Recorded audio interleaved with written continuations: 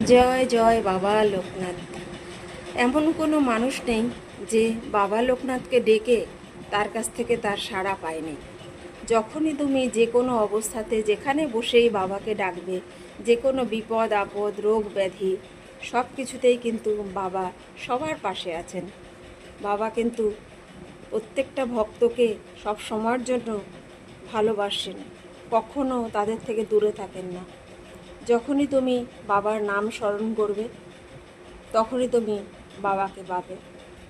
তাই আমরা সবাই লোকনাথ বাবাকে এত ভালোবাসি।